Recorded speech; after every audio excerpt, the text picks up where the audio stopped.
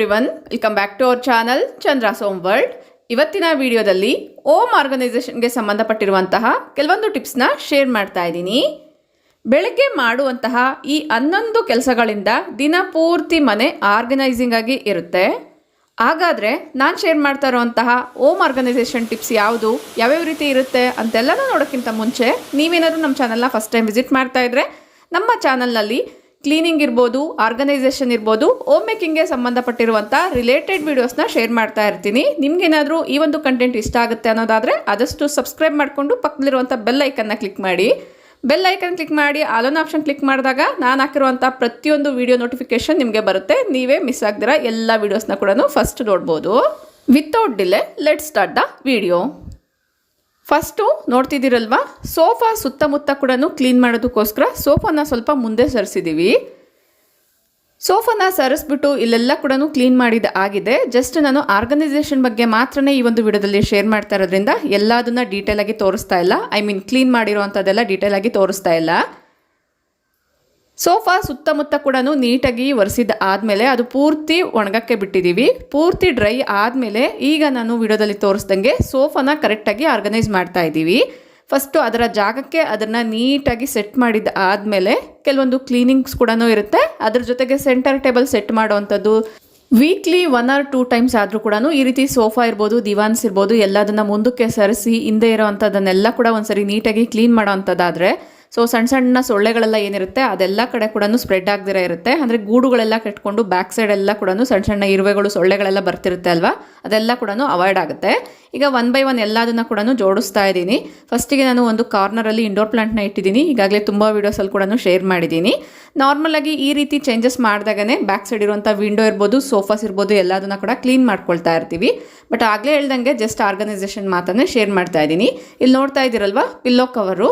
ಈ ಒಂದು pillow cover ಒಳಗಡೆ ಪುಟ್ಟದಾಗಿರುವಂಥ ಒಂದು ಬ್ಲಾಂಕೆಟ್ನ ಹಾಕ್ತಾ ಇದ್ದೀವಿ. ಕಾರಣ ಈಗ ವಿಂಟರ್ ಆಗಿರೋದ್ರಿಂದ ಮಧ್ಯ ಮಧ್ಯದಲ್ಲಿ ಮಳೆ ಕೂಡ ಬರ್ತಾ ಇರುತ್ತೆ. ಚಳಿ ಆದಾಗ ಮಕ್ಕಳಿರ್ಬೋದು ಅಥವಾ ನಾವೇ ಬೇಕಾದರೂ ಕೂಡ ಬೆಡ್ಶೀಟ್ ಬೇಕು ಅಂದಾಗ ಪದೇ ಪದೇ ಎದ್ದು ಹೋಗಬಾರ್ದು ಅನ್ನೋದ್ರಿಂದ ಇದು ಪಿಲ್ಲೋ ಕಮ್ ಬೆಡ್ಶೀಟ್ ಅಂತಲೇ ಹೇಳ್ಬೋದು. ಬೇಕಂದಾಗ ಇದನ್ನು ಓಪನ್ ಮಾಡಿ ಬೆಡ್ಶೀಟ್ನ ತೊಗೊಳ್ಬೋದು. ನೋಡೋಕ್ಕೆ ಪಿಲ್ಲೋ ಥರ ಕೂಡ ಇರುತ್ತೆ, ನೀಟಾಗೂ ಕೂಡ ಕಾಣಿಸುತ್ತೆ.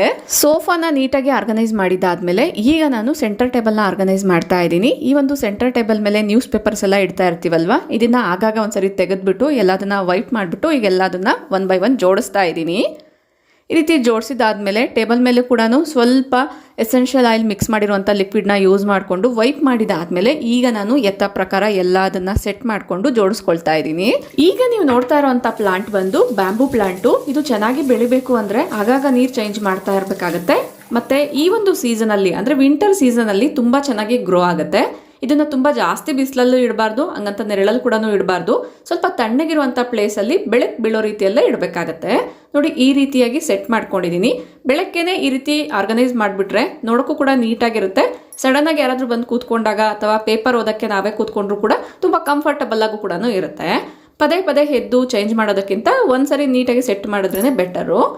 Next coming to kitchen. Cast iron ಬಾಂಡ್ಲಿನ ನಾನು ಉಪಯೋಗಿಸ್ಕೊಂಡಿದ್ದೆ. ಈ ಒಂದು ಕಡಾಯಿನ ನೀಟಾಗಿ ತೊಳೆದಿದ್ದಾದಮೇಲೆ ಪೂರ್ತಿ ಡ್ರೈ ಆದಮೇಲೆ ಈಗ ಆಯಿಲ್ನ ಅಪ್ಲೈ ಮಾಡಿ ಅದರ ಜಾಗದಲ್ಲಿ ಜೋಡಿಸ್ಕೊಳ್ತಾ ಇದ್ದೀನಿ.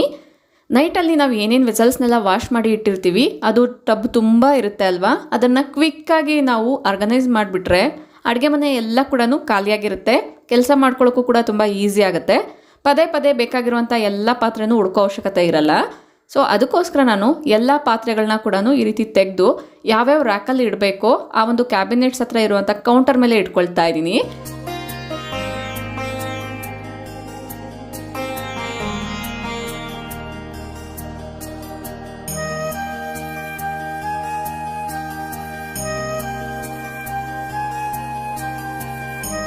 ಒನ್ಸ್ ಕ್ಯಾಬಿನೆಟ್ಸ್ ಹತ್ರ ಎಲ್ಲ ಕೂಡ ನೀಟಾಗಿ ಈ ರೀತಿ ಕೌಂಟರ್ ಮೇಲೆ ಜೋಡಿಸ್ಕೊಂಡ್ಬಿಟ್ರೆ ಎತ್ತಿಡೋದು ತುಂಬ ಸುಲಭ ಆಗುತ್ತೆ. ಒಂದ್ಸರಿ ಕ್ಯಾಬಿನೆಟ್ನ ಓಪನ್ ಮಾಡಿಬಿಟ್ಟು ಎಲ್ಲದನ್ನ ಕೂಡ ಅಟ್ ಎ ಟೈಮ್ ಇಟ್ಬಿಡ್ಬೋದು. ಒಂದೇ ಸರಿ ಕ್ಲೋಸ್ ಕೂಡ ಮಾಡ್ಬೋದು.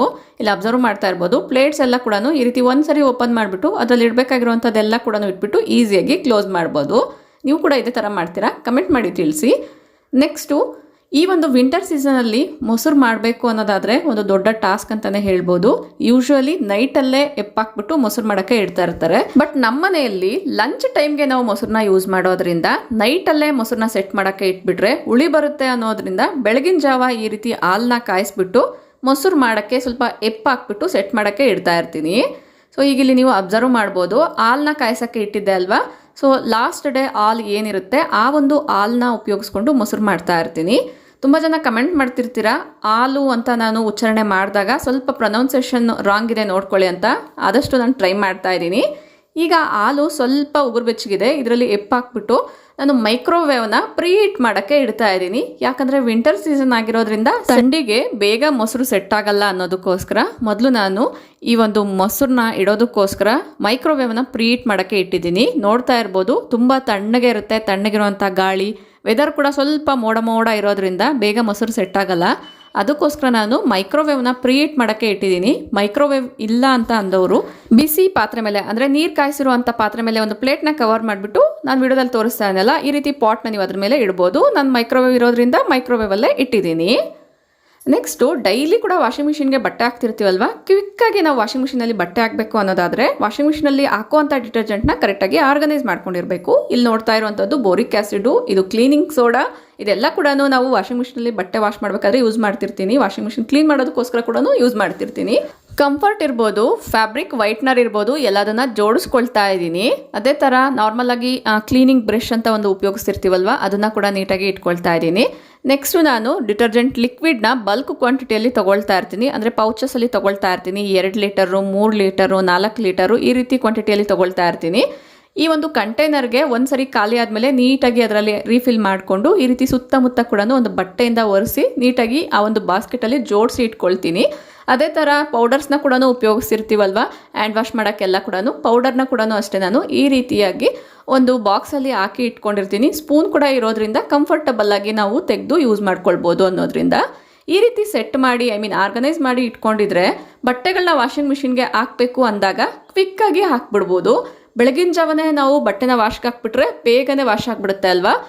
ನಾವು ಬೇರೆ ಕೆಲಸ ಎಲ್ಲ ಮಾಡೋಷ್ಟರಲ್ಲಿ ಬಟ್ಟೆ ಕೂಡ ವಾಶ್ ಆಗಿರುತ್ತೆ ಅಲ್ವಾ. ಬೇಗ ವಾಷಿಂಗ್ ಮಿಷಿನ್ಗೆ ವಿತಿನ್ ಮಿನಿಟ್ಸಲ್ಲೇ ಹಾಕಬೇಕು ಅನ್ನೋದಾದರೆ ಈ ರೀತಿ ನಾವು ಆರ್ಗನೈಸ್ ಮಾಡಿ ಇಟ್ಕೊಂಡಿದ್ರೆ ನೋಡಿ. ಈಗ ನಾನು ಬ್ಲಾಂಕೆಟ್ನ ವಾಶ್ಗೆ ಹಾಕ್ತಾ ಇದ್ದೀನಿ. ವಾಶ್ಗೆ ಹಾಕಬೇಕಾದ್ರೆ ಕ್ವಿಕ್ಕಾಗಿ ನಾವು ವಾಷಿಂಗ್ ಮಿಷಿನಲ್ಲಿ ಬಟ್ಟೆನ ಹಾಕ್ಬಿಟ್ಟು ಲಿಕ್ವಿಡ್ನ ಈ ರೀತಿ ಡೈರೆಕ್ಟಾಗಿ ಹಾಕ್ಬೋದು. ಇದರಲ್ಲೇ ಮೆಜರಿಂಗ್ ಒಂದು ಕ್ಯಾಪ್ ಕೂಡ ಇರೋದ್ರಿಂದ ಮೆಜರ್ಮೆಂಟ್ ಪ್ರಕಾರ ಹಾಕೋಕ್ಕೆ ಈಸಿಯಾಗೂ ಕೂಡ ಇರುತ್ತೆ, ಕಂಫರ್ಟಬಲ್ ಆಗು ಕೂಡ ಇರುತ್ತೆ. ವಿಡಿಯೋದಲ್ಲಿ ತೋರಿಸ್ದಂಗೆ ಈ ರೀತಿ ಕ್ವಿಕ್ಕಾಗಿ ಹಾಕ್ಬೋದು. ಮಾರ್ನಿಂಗ್ ಅಂದ್ರೆ ಸ್ವಲ್ಪ ಹರಿಬರಿ ಇರುತ್ತೆ ಅಲ್ವಾ, ಮಧ್ಯದಲ್ಲಿ ನಾವು ಒಂದು 2 ನಿಮಿಷ ಟೈಮ್ ತೊಗೊಂಡು ಈ ರೀತಿ ವಾಷಿಂಗ್ ಮಿಷಿನ್ಗೆ ಬಟ್ಟೆನ ಹಾಕ್ಬೋದು. ಇಷ್ಟ ಆದರೆ ಲೈಕ್ ಮಾಡಿ. ನೆಕ್ಸ್ಟು ಇಲ್ಲಿ ನೋಡ್ತಾ ಇದ್ದೀರಲ್ವಾ, ಮನೆ ಮುಂದೆ ಎಲ್ಲ ಕೂಡ ಗಿಡಗಳನ್ನ ಇಟ್ಕೊಂಡಿದ್ದೀನಿ. ಯಾಕೆ ಈ ರೀತಿ ಬಾಗಿಲು ಎದುರುಗಡೆನೇ ಗಿಡಗಳನ್ನ ಇಟ್ಕೊಂಡಿದ್ದೀನಿ ಅಂತ ಅಂದ್ಕೊಳ್ತಾ ಇದ್ದೀರಾ, ಯಾಕೆ ಅಂತ ಕೂಡ ಶೇರ್ ಮಾಡ್ತೀನಿ ನೋಡಿ. ಈ ಗಿಡಗಳಿಡೋ ಅಂಥ ಪ್ಲೇಸ್ ಏನಿದೆ, ಗಿಡಗಳು ಇಡೋದ್ರಿಂದ ನೀರೆಲ್ಲನೂ ಹಾಕಿದಾಗ ಈ ರೀತಿ ಕಲೆಗಳನ್ನೋದು ಆಗ್ಬಿಟ್ಟಿರುತ್ತೆ. ವಾರಕ್ಕೆ 2 ಸರಿ ಆದರೂ ಕೂಡ ಗಿಡಗಳನ್ನೆಲ್ಲ ಈ ರೀತಿ ಕೆಳಗಡೆ ಇಳಿಸ್ಬಿಟ್ಟು ಅಲ್ಲೂ ಕೂಡ ನೀಟಾಗಿ ಒರೆಸ್ಬಿಟ್ಟು ಆಮೇಲೆ ಗಿಡಗಳನ್ನ ಜೋಡಿಸ್ಕೊಳ್ಬೇಕಾಗುತ್ತೆ. ಈ ರೀತಿ ನೀಟಾಗೆಲ್ಲನೂ ಒರೆಸಿ ಒಂದು ಸ್ವಲ್ಪ ಹೊತ್ತು ಬಿಟ್ಟಿದ್ದೀನಿ. ಪೂರ್ತಿ ಡ್ರೈ ಆಮೇಲೆ ಗಿಡಗಳನ್ನ ಇಟ್ಕೊಳ್ಬೋದು. ಬಟ್ ನಾನು ಈ ಒಂದು ವಿಡಿಯೋನ ಶೂಟ್ ಮಾಡ್ಕೊಂಡಿರೋಂಥ ದಿನ ಮಧ್ಯದಲ್ಲಿ ಮಳೆ ಬರ್ತಾನೆ ಇರ್ತಿತ್ತು. ಜಸ್ಟ್ ನಾನು ಮಣ್ಣೆಲ್ಲ ಏನಿರುತ್ತೆ ಅದನ್ನೆಲ್ಲ ನೀಟಾಗಿ ವೈಪ್ ಮಾಡಿಬಿಟ್ಟು ಈಗ ಗಿಡಗಳನ್ನೆಲ್ಲ ಕೂಡ ನೀಟಾಗಿ ಜೋಡಿಸ್ಕೊಳ್ತಾ ಇದ್ದೀನಿ. ಒಂದೊಂದು ಸಾರಿ ಗಿಡಗಳನ್ನ ನಾನು ಆಚೀಚೆ ಮಾಡ್ತಿರ್ತೀನಿ. ಅಂದರೆ ಒಂದೇ ಪ್ಲೇಸಲ್ಲೇ ಎಲ್ಲ ಗಿಡಗಳನ್ನ ಕೂಡ ಇಡಲ್ಲ. ತುಳಸಿ ಗಿಡ ಬಿಟ್ಟು ಬೇರೆ ಎಲ್ಲ ಗಿಡಗಳನ್ನ ಕೂಡ ಆಗಾಗ ಸ್ವಲ್ಪ ಚೇಂಜಸ್ ಅನ್ನೋದು ಮಾಡ್ತಿರ್ತೀನಿ ಇಡೋವಂಥ ಜಾಗನ. ಈಗ ಇಲ್ಲಿ ನೋಡ್ತಾ ಇರ್ಬೋದು, ಎಲ್ಲ ಗಿಡಗಳನ್ನ ಕೂಡ ನಾನು ನೀಟಾಗಿ ಆರ್ಗನೈಸ್ ಮಾಡ್ಕೊಳ್ತಾ ಇದ್ದೀನಿ.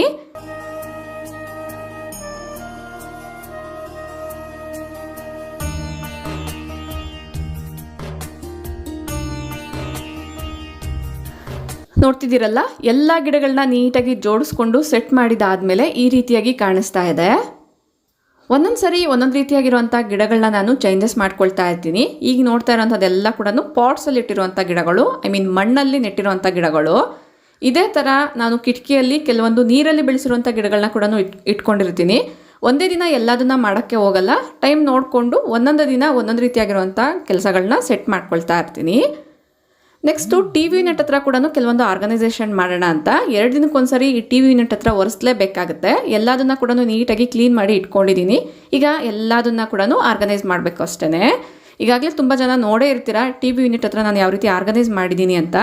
ಸೊ ಈ ಒಂದು ವಾಸಲ್ಲಿ ಕೆಲವೊಂದು ಫ್ಲವರ್ಸ್ ಇದೆ ಅಲ್ವಾ, ಆ ಫ್ಲವರ್ಸ್ ಮೇಲೆ ಎಲ್ಲ ಧೂಳಾಗಿರುತ್ತೆ. ಇದೆಲ್ಲ ಆರ್ಟಿಫಿಷಿಯಲ್ ಫ್ಲವರ್ಸು. ಆಗಾಗ ನಾವು ಈ ರೀತಿ ಒರೆಸ್ಕೊಳ್ಳೇಬೇಕಾಗತ್ತೆ. ಒರೆಸಿದೆಲ್ಲ ಆದಮೇಲೆ ನೀಟಾಗಿ ಜೋಡಿಸ್ಕೊಳ್ತಾ ಇದ್ದೀನಿ, ಆರ್ಗನೈಸ್ ಮಾಡ್ಕೊಳ್ತಾ ಇದ್ದೀನಿ. ಈ ರೀತಿ ಎಲ್ಲದನ್ನ ಸೆಟ್ ಮಾಡ್ಕೊಂಡಾಗ ನೋಡೋಕ್ಕೂ ಕೂಡ ತುಂಬ ಚೆನ್ನಾಗಿ ಕಾಣಿಸುತ್ತೆ. ಮಕ್ಕಳಿರೋ ಅಂಥ ಮನೆ ಆಗಿರೋದ್ರಿಂದ ಆಗಾಗ ಆಚೀಚೆ ಹೋಗ್ತಾನೆ ಇರುತ್ತೆ. ಅದಕ್ಕೋಸ್ಕರ ನಾನು 2 ಡೇಸ್ ಒನ್ಸ್ ಆದ್ರೂ ಈ ರೀತಿ ಎಲ್ಲದನ್ನ ಜೋಡಿಸ್ಕೊಳ್ತಾ ಇರ್ತೀನಿ. ಈ ರೀತಿ ಜೋಡಿಸ್ಬೇಕಾದ್ರೆ ನನಗೊಂದು ನೆನಪಾಯಿತು. ಈ ಒಂದು ಟಿ ವಿ ಸ್ಟ್ಯಾಂಡ್ ಕೆಳಗಡೆನೆ ನಾನು ಈ ರೀತಿ ಲಿಕ್ವಿಡ್ಸ್ನ ಇಟ್ಕೊಂಡಿರ್ತೀನಿ. ಈ ಒಂದು ಲಿಕ್ವಿಡ್ಸ್ ಒಂದು ಬಂದು ಗೋಮೂತ್ರ, ಇನ್ನೊಂದು ತುಳಸಿ ಗಿಡಕ್ಕೆ ಹೊಡೆಯುವಂಥದ್ದು. ಇದನ್ನು ನಾನು ಈಗಾಗಲೇ ಶೇರ್ ಮಾಡಿದ್ದೀನಿ. ಇದರಲ್ಲಿ ನಾನು ಸ್ವಲ್ಪ ಡೆಟಾಲ್ ಒಂದು 2-3 ಡ್ರಾಪ್ ಅಷ್ಟು, ನೆಕ್ಸ್ಟು ನಾವು ಕಾಫಿಗೆ ಯೂಸ್ ಮಾಡೋಂಥ ಕಾಫಿ ಪೌಡರು ಮತ್ತು ನೀರು, ಈ ಮೂರನ್ನ ಕೂಡ ಮಿಕ್ಸ್ ಮಾಡಿಕೊಂಡು ಸ್ಪ್ರೇ ಮಾಡೋದಷ್ಟೇ. ಈ ರೀತಿ ಸ್ಪ್ರೇ ಮಾಡೋದ್ರಿಂದ ನೋಡ್ತಿದ್ದೀರಲ್ಲ ಚಿಗುರು ತುಂಬ ಚೆನ್ನಾಗಿ ಬರುತ್ತೆ. ಯೂಶುವಲಿ ಗಿಡ ಉದ್ದ ಬೆಳೆದಂಗೆ ಕೆಳಗಡೆ ಎಲ್ಲ ಕೂಡ ಎಲೆಗಳು ಉದುರೋಗ್ತಾ ಇರುತ್ತೆ ಅಲ್ವಾ, ಬಟ್ ಈ ಒಂದು ಲಿಕ್ವಿಡ್ನ ಸ್ಪ್ರೇ ಮಾಡೋದ್ರಿಂದ ಗಿಡದಲ್ಲಿ ಎಲ್ಲ ಕಡೆ ಕೂಡ ಚಿಗುರು ಚೆನ್ನಾಗಿ ಬರುತ್ತೆ, ಎಲೆಗಳು ಕೂಡ ತುಂಬ ಅಗಲವಾಗಿ ಕಾಣಿಸುತ್ತೆ. ಟಿವಿ ಯೂನಿಟ್ ಹತ್ರ ಕೂಡ ಕೆಲವೊಂದು ಪ್ಲಾಂಟ್ಸ್ನ ಇಟ್ಕೊಂಡು ಆರ್ಗನೈಸ್ ಮಾಡ್ಕೊಳ್ತಾ ಇರ್ತೀನಿ. ಈಗ ಈ ಒಂದು ಖಾಲಿ ಜಾಗ ಏನು ಕಾಣಿಸ್ತಾ ಇದೆ, ಇಲ್ಲೂ ಕೂಡ ಒಂದು ರಬ್ಬರ್ ಪ್ಲಾಂಟ್ನ ಇಡ್ತಾ ಇದ್ದೀನಿ.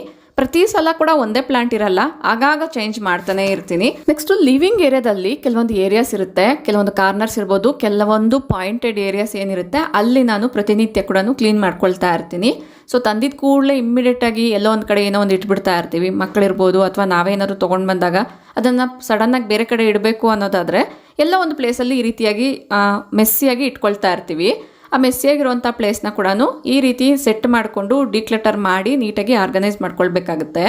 ನೋಡ್ತಾ ಇರ್ಬೋದು, ಈ ಮದುವೆಗಳಿಗೆಲ್ಲ ಹೋದಾಗ ತಾಂಬೂಲ ಕೊಟ್ಟಿರ್ತಾರಲ್ವ, ಸೊ ಆ ಬ್ಯಾಗ್ ಎಲ್ಲ ಕೂಡ ಇಲ್ಲೇ ಇಟ್ಟಿರ್ದ್ವಿ. ಅದನ್ನೆಲ್ಲ ಕೂಡ ನಾನೀಗ ನೀಟಾಗಿ ಡಿಕ್ಲಟರ್ ಮಾಡ್ತಾ ಇದ್ದೀನಿ. ಯಾವ್ಯಾವುದನ್ನ ಯಾವ್ಯಾವ ಜಾಗದಲ್ಲಿ ಇಡಬೇಕು ಅಲ್ಲೆಲ್ಲ ಕೂಡ ಇಟ್ಬಿಟ್ಟು ಈ ಒಂದು ಪ್ಲೇಸ್ನ ಕೂಡ ಒಂದ್ಸರಿ ನೀಟಾಗಿ ಕ್ಲೀನ್ ಮಾಡ್ಕೊಂಡ್ಬಿಟ್ರೆ, ಮೇಯ್ನಾಗಿ ಮನೆ ಒಳಗಡೆ ಎಂಟ್ರಿ ಆಗಿದ ಕೂಡಲೇ ಕಾಣಿಸುವಂಥ ಏರಿಯಾಗಳೆಲ್ಲ ಏನಿರುತ್ತೆ ಅದನ್ನು ಆದಷ್ಟು ನೀಟಾಗಿ ಆರ್ಗನೈಸ್ ಮಾಡಿಕೊಂಡು ಕ್ಲೀನಾಗಿ ಇಟ್ಕೊಂಡ್ರೆ ಬೆಟರು. ಇಲ್ಲ ಅಂದರೆ ಹೋಲ್ ಮನೆ ಮೆಸ್ಸಿಯಾಗಿದೆಯೇನೋ ಅನ್ನೋ ಒಂದು ಫೀಲಿಂಗ್ ಬರ್ತಾ ಇರುತ್ತೆ, ನೋಡೋಕ್ಕೂ ಕೂಡ ಅಷ್ಟು ನೀಟಾಗಿ ಕಾಣಿಸಲ್ಲ. ಈ ರೀತಿ ಒಂದ್ಸರಿ ವೈಪ್ ಮಾಡ್ಕೊಂಡಿದ್ದು ಆದಮೇಲೆ ಈಗ ನಾನು ಎಂಟ್ರಿ ವೇಯಿಂದ ಯಾವ ರೀತಿ ಕಾಣಿಸುತ್ತೆ ಅಂತ ತೋರಿಸ್ತಾ ಇದ್ದೀನಿ ನೋಡಿ. ಅದೇ ಥರ ಈ ರೀತಿ ಬ್ಯಾಗ್ಸ್ ಎಲ್ಲ ಏನು ಯೂಸ್ ಮಾಡ್ತಾ ಇರ್ತೀವಿ, ಏನಾದರೂ ತೊಗೊಂಡು ಬಂದಾಗ ಒಳಗಡೆ ಎತ್ತಿಡಬೇಕು ಅಂದಾಗ ಟೈಮ್ ಇಲ್ಲ ಅನ್ನೋದಾದರೆ ಈ ರೀತಿ ಕಿಟಕಿಯಲ್ಲೇ ನಾನು ನೇತಾಕ್ತಾ ಇರ್ತೀನಿ. ಅದನ್ನು ಕೂಡ ಈಗ ನೀಟಾಗಿ ತೆಗೆದುಬಿಟ್ಟು ಒಂದ್ಸರಿ ಎಲ್ಲ ಜಾಗನ ಕೂಡ ಕ್ಲೀನ್ ಮಾಡಿಕೊಂಡು ಆರ್ಗನೈಸ್ ಮಾಡ್ಕೊಂಡಿದ್ದೀನಿ. ಕ್ಲೀನಿಂಗ್ ಮಾಡಿರುವಂಥದ್ದನ್ನು ನಾನು ಇಲ್ಲಿ ಜಾಸ್ತಿ ತೋರ್ಸೋಕ್ಕೆ ಹೋಗಿಲ್ಲ, ಜಸ್ಟ್ ನಾನು ಯಾವ ರೀತಿ ಆರ್ಗನೈಸ್ ಮಾಡ್ಕೊಳ್ತೀನಿ ಅನ್ನೋದು ಮಾತ್ರನೇ ತೋರಿಸಿದ್ದೀನಿ. ನೋಡ್ತಾ ಇದ್ದೀರಲ್ವಾ ಎಷ್ಟು ನೀಟಾಗಿ ಆರ್ಗನೈಸಿಂಗ್ ಆಗಿ ಕಾಣಿಸ್ತಾ ಇದೆ ಅಂತ. ಜಸ್ಟ್ ಕ್ಲೀನ್ ಆಗಿದ್ರೆ ಸಾಕಾಗಲ್ಲ, ಆರ್ಗನೈಸಿಂಗ್ ಆಗು ಕೂಡ ಇರಬೇಕು. ಜಸ್ಟ್ ಆರ್ಗನೈಸಿಂಗ್ ಆಗಿದ್ರೂ ಸಾಕಾಗಲ್ಲ, ಕ್ಲೀನಾಗಿ ಕೂಡ ಇರಬೇಕು. ಎರಡು ಕರೆಕ್ಟಾಗಿ ಬ್ಯಾಲೆನ್ಸ್ ಆದಾಗ ಮಾತ್ರನೇ ನೋಡೋಕ್ಕೆ ಲುಕ್ಕು ಕೂಡ ಚೆನ್ನಾಗಿರುತ್ತೆ. ಈ ರೀತಿ ವಿಡಿಯೋಸ್ನ ಶೇರ್ ಮಾಡಿದಾಗ ನಿಮ್ಮಲ್ಲೂ ಕೂಡ ಕೆಲವೊಬ್ಬರಿಗೆ ಮನೆ ಕೆಲಸ ಮಾಡ್ಕೊಳ್ಳೋದಕ್ಕೆ ತುಂಬ ಮೋಟಿವೇಶನ್ ಸಿಗುತ್ತೆ ಅನ್ನೋದ್ರಿಂದ ಪ್ರತಿಯೊಂದು ಪಾಯಿಂಟ್ನ ಕೂಡ ನಾನು ನೀಟಾಗಿ ಎಕ್ಸ್ಪ್ಲೇನ್ ಮಾಡಿ ಹೇಳ್ತಾ ಇರ್ತೀನಿ. ಇಷ್ಟ ಆಗುತ್ತೆ ಅನ್ನೋದಾದರೆ ಲೈಕ್ ಮಾಡಿ ತಿಳಿಸಿ.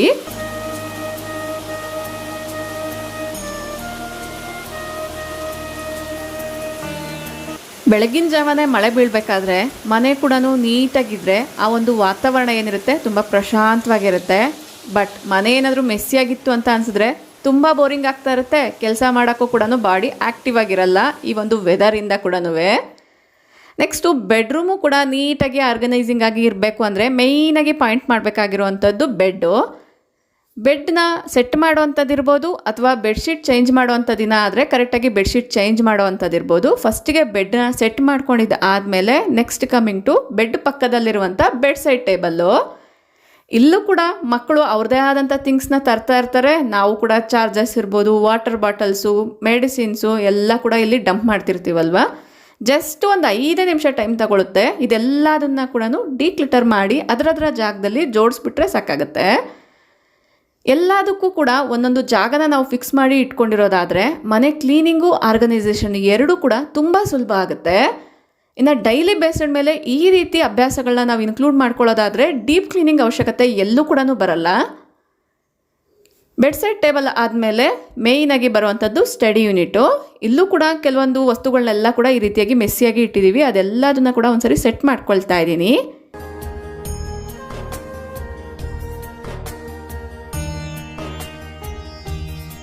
ನೆಕ್ಸ್ಟು ಐರನ್ ಬಟ್ಟೆಗಳನ್ನ ಎಲ್ಲದನ್ನ ಕೂಡ ನಾವು ಒಂದೇ ಸರಿ ಆರ್ಗನೈಸ್ ಮಾಡಿದ್ವಿ ಅನ್ನೋದಾದರೆ ಐರನ್ ಅನ್ನೋದು ಬೇಗ ಹೋಗ್ಬಿಡುತ್ತೆ. ಜಾಸ್ತಿ ಬಟ್ಟೆಗಳಿದ್ದಾಗ ಅದಕ್ಕೆ ನಾನು ಅರ್ಧ ಬಟ್ಟೆಗಳನ್ನ ನೀಟಾಗಿ ಜೋಡಿಸ್ಕೊಂಡಿದ್ದೀನಿ. ಇನ್ನು ಉಳಿದಿರುವಂಥ ಅರ್ಧ ಬಟ್ಟೆಗಳನ್ನ ಈ ರೀತಿಯಾಗಿ ಅದೇ ಒಂದು ಬಟ್ಟೆಯಲ್ಲೇ ನೀಟಾಗಿ ಫೋಲ್ಡ್ ಮಾಡಿ ಒಂದು ಕಡೆ ನೀಟಾಗಿ ಇಟ್ಕೊಳ್ತೀನಿ. ನಾನು ಜೋಡಿಸಿರುವಂಥ ಎಲ್ಲ ಬಟ್ಟೆಗಳು ಕಬೋರ್ಡಲ್ಲಿ ಖಾಲಿ ಆದಾಗ ಮತ್ತೆ ಈ ಒಂದು ಬಟ್ಟೆಗಳನ್ನ ಆ ಒಂದು ರ್ಯಾಕಲ್ಲಿ ನೀಟಾಗಿ ಜೋಡಿಸ್ಕೊಳ್ತೀನಿ. ನೋಡಿ ಈ ರೀತಿ ಎಲ್ಲದನ್ನ ಕೂಡ ಸೆಟ್ ಮಾಡ್ಕೊಂಡಿದ್ದೀನಿ. ನೆಕ್ಸ್ಟ್ ಪಾಯಿಂಟೆಡ್ ಏರಿಯಾ ಬೆಡ್ರೂಮಲ್ಲಿ ಡ್ರೆಸ್ಸಿಂಗ್ ಟೇಬಲ್ ಹತ್ರ ಕೂಡ ಸಣ್ಣ ಸಣ್ಣ ಪಿನ್ಸು ಅಥವಾ ಕೂದಲು ಎಲ್ಲ ಕೂಡ ಒಂದು ಕಾರ್ನರಲ್ಲಿ ಇಡ್ತಾ ಇರ್ತೀವಲ್ವಾ, ಅದನ್ನು ಒಂದ್ಸರಿ ನೀಟಾಗಿ ಸೆಟ್ ಮಾಡ್ಕೊಂಡ್ಬಿಟ್ರೆ ಇಲ್ಲಿಗೆ ಬೆಡ್ರೂಮ್ ಪೂರ್ತಿ ನೀಟ್ ಆ್ಯಂಡ್ ಆರ್ಗನೈಸಿಂಗ್ ಆಗಿ ಇರುತ್ತೆ. ನೋಡ್ತಿದ್ದೀವಲ್ವ, ಫಸ್ಟ್ ಬೆಡ್ನ ಸೆಟ್ ಮಾಡಿಕೊಂಡೆ, ಆಮೇಲೆ ಬೆಡ್ ಸೈಡ್ ಟೇಬಲ್ನ, ಆಮೇಲೆ ಸ್ಟಡಿ ಯೂನಿಟ್ನ ಸೆಟ್ ಮಾಡ್ಕೊಂಡಿದ್ದೀನಿ. ನೀಟಾಗಿ ಗೊತ್ತಾಗಲಿ ಅನ್ನೋದ್ರಿಂದ ಲೈಟ್ನ ಆನ್ ಮಾಡಿ ಆಫ್ ಮಾಡಿ ಕೂಡ ತೋರಿಸ್ತಾ ಇದ್ದೀನಿ. ಬೆಳಗಿನ ಜಾವನೇ ಸ್ವಲ್ಪ ಲೈಟಿಂಗ್ ಅನ್ನೋದು ಕಡಿಮೆ ಕೂಡ ಇರುತ್ತಲ್ವ. ಸೊ ನೋಡಿ ಈ ರೀತಿ ಎಲ್ಲದನ್ನು ಕೂಡ ನೀಟಾಗಿ ಆರ್ಗನೈಸ್ ಮಾಡ್ಕೊಂಡಿದ್ದೀನಿ. ಇಷ್ಟ ಆದರೆ ಲೈಕ್ ಮಾಡಿ ತಿಳಿಸಿ. ನೆಕ್ಸ್ಟ್ ಏನು ಅಂತ ನೋಡೋಣ. ನೆಕ್ಸ್ಟು ವಾಶ್ರೂಮ್ಸು ಕೂಡ ಆರ್ಗನೈಸಿಂಗ್ ಆಗಿ ಇರಬೇಕು ಅನ್ನೋದಾದರೆ ಸ್ನಾನ ಮಾಡೋಕ್ಕೆ ವಾಶ್ರೂಮ್ ಒಳಗಡೆ ಹೋದಾಗ್ಲೇ ಒಂದ್ಸರಿ ಚೆಕ್ ಮಾಡ್ಕೊಳ್ಬೇಕಾಗುತ್ತೆ ಯಾವ್ಯಾವ ಏರಿಯಾನ ನಾವು ರೀಅರೇಂಜ್ ಮಾಡಬೇಕಾಗತ್ತೆ ಅಂತ. ಸ್ನಾನ ಮಾಡೋದಕ್ಕಿಂತ ಮುಂಚೆನೇ ಒಂದ್ಸರಿ ಎಲ್ಲ ಏರಿಯಾಸ್ನ ಪಾಯಿಂಟ್ ಔಟ್ ಮಾಡಿ ನೀಟಾಗಿ ಆ ಒಂದು ಕ್ಲಟರ್ನೆಲ್ಲ ತೆಗೆದುಬಿಟ್ಟು ಏರ್ ಬ್ಯಾಂಡ್ಸು ರಿಬ್ಬನ್ಸ್ ಎಲ್ಲ ಏನಿರುತ್ತೆ ತಲೆಗೆ ಎಣ್ಣೆನ ಅಪ್ಲೈ ಮಾಡಿದಾಗ ಇದನ್ನೆಲ್ಲ ಯೂಸ್ ಮಾಡಿರ್ತೀವಲ್ವ, ಸೊ ಅದೆಲ್ಲದನ್ನ ಕೂಡ ಈ ರೀತಿ ವಾಶ್ರೂಮಲ್ಲೇ ಜಸ್ಟ್ ನಾವು ಯೂಸ್ ಮಾಡೋಂಥ ಶಾಂಪೂ ಅಥವಾ ಸೋಪಿಂದ ನೀಟಾಗಿ ಒಂದ್ಸರಿ ವಾಶ್ ಮಾಡಿಕೊಂಡು ಅದನ್ನು ಡ್ರೈ ಆಗೋಕ್ಕೆ ಇಟ್ಟರೆ ಸಾಕಾಗುತ್ತೆ. ಸ್ನಾನ ಮಾಡೋದಕ್ಕಿಂತ ಮುಂಚೆನೇ ಈ ರೀತಿ ಕೆಲಸಗಳೆಲ್ಲ ಮಾಡ್ಕೊಳ್ಳೋದಾದರೆ ನಮಗೆ ತುಂಬ ಈಸಿ ಆಗುತ್ತೆ. ಎಲ್ಲ ಕಡೆ ಮೆಸ್ಸಿ ಆಗ್ದಿರ ನೀಟಾಗಿ ಆರ್ಗನೈಸಿಂಗ್ ಆಗು ಕೂಡ ಇರುತ್ತೆ. ಕೇವಲ ಒಂದು 2 ನಿಮಿಷ ಎಕ್ಸ್ಟ್ರಾ ತೊಗೊಳುತ್ತೆ ಅಷ್ಟೇ. ಪ್ರತಿನಿತ್ಯ ಕೂಡ ಈ ರೀತಿ ನಾವು ಸೆಟ್ ಮಾಡ್ಕೊಳ್ಳೋದ್ರಿಂದ ಸ್ನಾನ ಮಾಡೋದಕ್ಕಿಂತ ಮುಂಚೆ ಅಥವಾ ಸ್ನಾನ ಆದಮೇಲೆ ಕ್ವಿಕ್ಕಾಗಿ ಆ ಒಂದು ವಾಶ್ರೂಮ್ಸಲ್ಲೂ ಕೂಡ ನೀರನ್ನ ಈ ರೀತಿ ಎಲ್ಲ ಕಡೆ ಹಾಕೋದ್ರಿಂದ ಏನಾದರೂ ಬಾತ್ ಪೌಡರ್ ಮಾರ್ಕ್ಸ್ ಎಲ್ಲ ಅಲ್ಲೂ ಇಲ್ಲಿ ಉಳ್ಕೊಂಡಿದ್ರೆ ಅದೆಲ್ಲ ಕೂಡ ನೀಟಾಗಿ ಹೋಗುತ್ತೆ. ಸೊ ಅದೇ ಒಂದು ಬಕೆಟಲ್ಲಿ ನೀರೇನಾದರೂ ಇದ್ರೂ ಕೂಡ ಹಾಕ್ಬೋದು, ಅಥವಾ ಈ ರೀತಿ ಗನ್ ಸಹಾಯದಿಂದ ಕೂಡ ನೀರನ್ನ ಹಾಕೋದ್ರಿಂದ ಏನಾದರೂ ಕಲೆಗಳೆಲ್ಲ ಇದ್ದರೆ ಅದೆಲ್ಲ ಕೂಡ ಹೋಗ್ಬಿಡುತ್ತೆ. ಈ ರೀತಿ ಮಾಡೋದ್ರಿಂದ ಎನಿ ಟೈಮ್ ಬಾತ್ರೂಮ್ ಕೂಡ ಆರ್ಗನೈಸಿಂಗ್ ಆಗಿ ಇರುತ್ತೆ. Next coming to kitchen. ಬೆಳಗ್ಗೆ ಬ್ರೇಕ್ಫಾಸ್ಟ್ ಎಲ್ಲ ಆದಮೇಲೆ ಕಿಚನಲ್ಲಿರುವಂಥ ಪಾತ್ರೆಗಳೆಲ್ಲ ಕೂಡ ಒಂದ್ಸರಿ ಆರ್ಗನೈಸ್ ಮಾಡ್ಕೊಳ್ಳೋಣ. ಕಿಚನ್ ಕ್ಲೀನಾಗಿದೆ ಬಟ್ ಆರ್ಗನೈಸಿಂಗ್ ಆಗಿ ಇಲ್ಲ. ಅಬ್ಸರ್ವ್ ಮಾಡ್ಬೋದು ನೀವಿಲ್ಲಿ ಕೌಂಟರ್ ಮೇಲೆ ಎಲ್ಲ ಕೂಡ ನೀಟಾಗಿ ಕಾಣಿಸ್ತಾ ಇದೆ. ಫಸ್ಟಿಗೆ ನಾನು ಲೆಫ್ಟ್ ಓವರ್ ರೈಸು ಅಥವಾ ಲೆಫ್ಟ್ ಓವರ್ ಫುಡ್ ಎಲ್ಲ ಏನಿರುತ್ತೆ ಅದನ್ನು ಒಂದೊಂದು ಬೌಲಲ್ಲಿ ಹಾಕ್ಕೊಂಡು ನೀಟಾಗಿ ಹಾಟ್ ಪಾಟ್ ಸ್ಟ್ಯಾಂಡ್ ಮೇಲೆ ಇಟ್ಕೊಳ್ತಾ ಇದ್ದೀನಿ. ಈ ರೀತಿ ಹಾಟ್ ಪಾಟ್ ಸ್ಟ್ಯಾಂಡ್ಸ್ನ ಉಪಯೋಗಿಸ್ಕೊಳ್ಳೋದ್ರಿಂದ ಲುಕ್ಕು ಕೂಡ ತುಂಬ ಚೆನ್ನಾಗಿರುತ್ತೆ, ಮತ್ತು ಕೌಂಟರ್ ಮೇಲೆ ಎಲ್ಲ ಕೂಡ ಜಿಡ್ಡ ಆಗ್ದಿರ ನೀಟಾಗಿ ಕ್ಲೀನಾಗಿರುತ್ತೆ.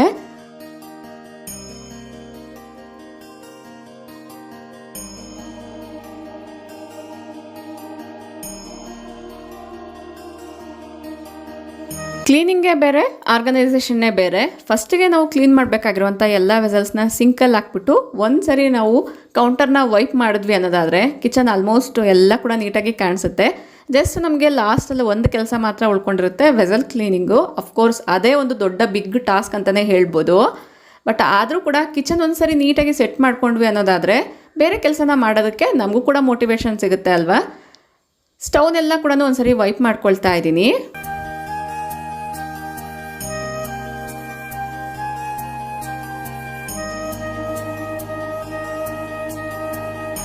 ಎಲ್ಲ ವಸ್ತುಗಳನ್ನ ಕೂಡ ಅದರದ್ರ ಜಾಗದಲ್ಲಿ ಇಟ್ಕೊಂಡು ನೀಟಾಗಿ ಒಂದ್ಸರಿ ಸೆಟ್ ಮಾಡ್ಕೊಳ್ಳೋದಾದರೆ ಅಡುಗೆ ಮನೆ ತುಂಬ ಆರ್ಗನೈಸಿಂಗ್ ಆಗಿ ಕಾಣಿಸುತ್ತೆ. ಇಲ್ಲಿ ನೀವು ಅಬ್ಸರ್ವ್ ಮಾಡ್ಬೋದು, ತುಂಬ ನೀಟ್ ಆ್ಯಂಡ್ ಆರ್ಗನೈಸಿಂಗ್ ಆಗಿ ಕಾಣಿಸ್ತಾ ಇದೆ.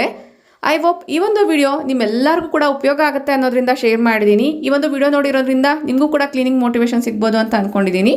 ಈ ವಿಡಿಯೋ ನಿಮ್ಗೆ ಏನಾದರೂ ಇಂಟ್ರೆಸ್ಟಿಂಗ್ ಆಗಿತ್ತು, ಯೂಸ್ಫುಲ್ ಆಯಿತು ಅನಿಸಿದ್ರೆ ಈಗಲೇ ಒಂದು ಲೈಕ್ ಮಾಡಿ, ನಿಮ್ಮ ಫ್ರೆಂಡ್ಸ್ ಆ್ಯಂಡ್ ಫ್ಯಾಮಿಲಿ ಜೊತೆಗೂ ಶೇರ್ ಮಾಡಿ. ನಿಮ್ಮ ಅನಿಸಿಕೆ ಅಭಿಪ್ರಾಯಗಳನ್ನ ಹಂಗೆ ಕಮೆಂಟಲ್ಲಿ ತಿಳಿಸಿ. Thank you for watching. ನಮಸ್ತೆ.